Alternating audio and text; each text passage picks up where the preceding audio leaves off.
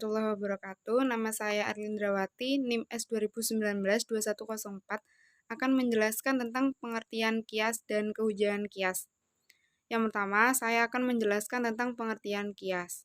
Menurut bahasa, kias berasal dari kata bahasa Arab, yaitu yakisun, yang artinya ukuran, mengetahui ukuran sesuatu, membandingkan, atau menyamakan sesuatu dengan yang lain.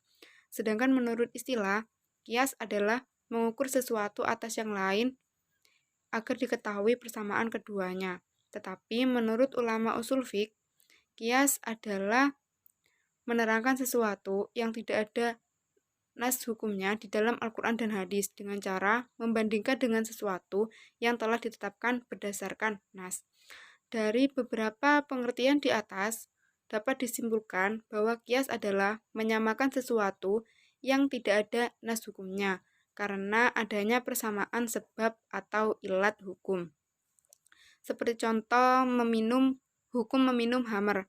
Nas hukumnya telah dijelaskan di dalam Al-Quran bahwa hukumnya yaitu haram. Sebagaimana telah dijelaskan oleh firman Allah Subhanahu wa Ta'ala dalam Al-Quran Surat Al-Ma'idah ayat 90. Kedua, saya akan menjelaskan tentang kehujahan kias. Para ulama berbeda pendapat mengenai kebolehan berhujah dengan kias dalam hukum-hukum Islam.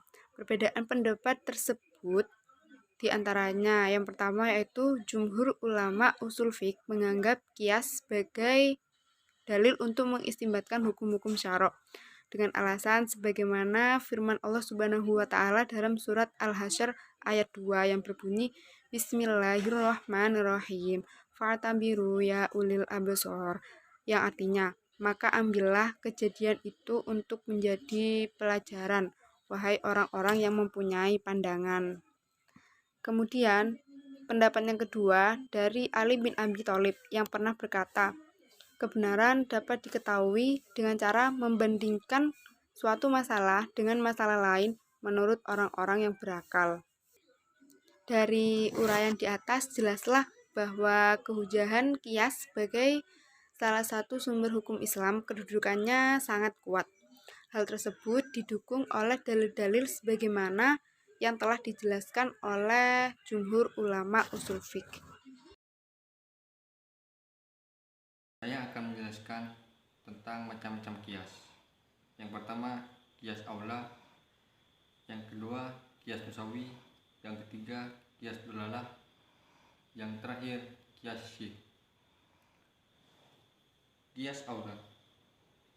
Kias aula adalah kias yang menyiksakan sesuatu dengan sesuatu yang hukumnya ada macam ilatnya, lebih tinggi dari sifat hukum yang tidak ada. Kias musawi adalah sesuatu kias yang ilatnya mewajibkan adanya hukum dan ilat hukum yang terdapat pada mulhaknya sama dengan yang terdapat pada mulhak bih. Kias dalalah. Kias dalalah adalah di mana pada mulhak menunjukkan hukum tetapi tidak mewajibkan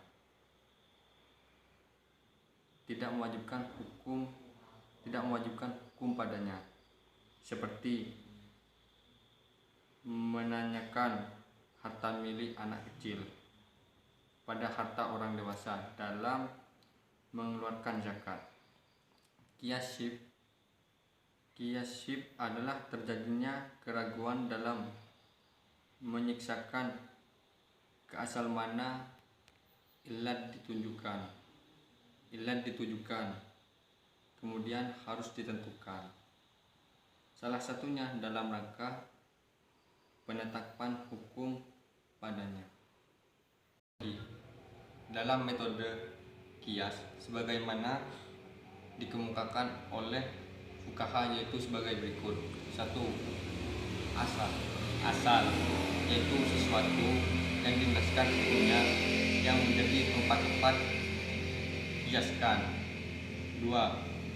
Far'u, cabang, yaitu sesuatu yang tidak dinaskan hukumnya yang diserupakan atau dikiaskan.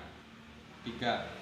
Hukum asal, yang hukum syara yang dinaskan pada pokok yang di kemudian akan menjadi hukum pula bagi cabang. 4. Ilat, yaitu sebab yang ada pada asal dan sifat yang menjadi dicari pada far'u. Terima kasih. Pengertian ilat.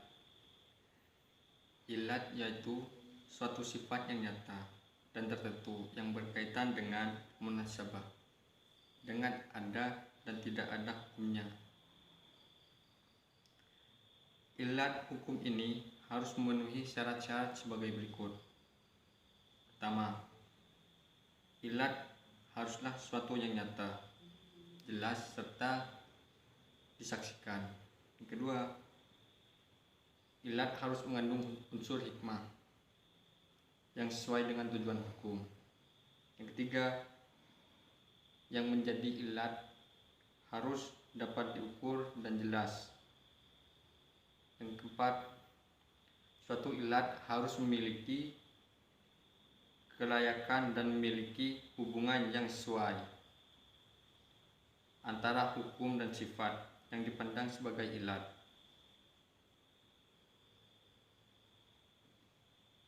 Yang kelima, yang dijadikan ilat adalah suatu sifat yang terdapat pada peristiwa-peristiwa hukum yang tidak ada nasabnya. Assalamualaikum warahmatullahi wabarakatuh. Nama saya Husnul Khotimah dengan NIM S2019-2090. Di sini saya akan menjelaskan tentang jalan-jalan menemukan suatu ilat. Di sini ada 3 cara. Yang pertama dengan cara nas.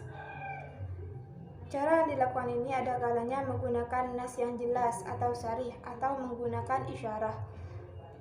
Ilat yang ditemukan dengan nas ini harus jelas kata-kata yang digunakan. Contohnya li'alla yakunah, kai, dan sebagainya. Contoh dalam ayat Al-Quran yang artinya, mereka kami utus selaku rasul-rasul pembawa berita gembira dan pemberi peringatan agar tidak ada alasan bagi manusia membantah Allah dan membantah utusan setelahnya, utusan rasul-rasulnya. Yang kedua dengan ijma. Ilat yang ditemukan dengan ijma ini juga harus disambungkan dengan nas, yaitu Al-Quran dan hadis. Dan yang ketiga adalah as-sabru wa taksim, yakni dengan cara melakukan penelitian atau pemilihan beberapa sifat yang terdapat dalam nas yang dijadikan atau digunakan untuk ilat. Selanjutnya adalah ulama yang mendukung dan ulama yang tidak mendukung adanya qiyas. Yang pertama, ulama yang mendukung adanya qiyas adalah jumhur fuqaha, di mana jumhur fuqaha ini memiliki pendapat bahwa hukum yang ditetapkan oleh syar'i harus memiliki alasan yang logis, dikarenakan tujuan atau maqasid agama itu untuk kebutuhan manusia. Jadi kebutuhan manusia di sini secara logika harus dipelajari dengan logika. Namun tetap logikanya tetap pada nas, yaitu Al-Quran dan hadis. Selanjutnya adalah ulama yang tidak mendukung adanya ilat di dalam nas, yaitu Ibnu Hazm, di mana Ibnu Hazm di sini memiliki pemikiran bahwa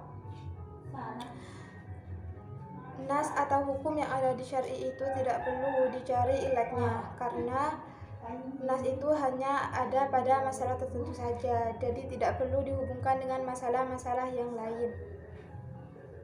Sekian presentasi dari kelompok kami. Apabila ada kesalahan, mohon untuk dimaafkan. Wassalamualaikum warahmatullahi wabarakatuh.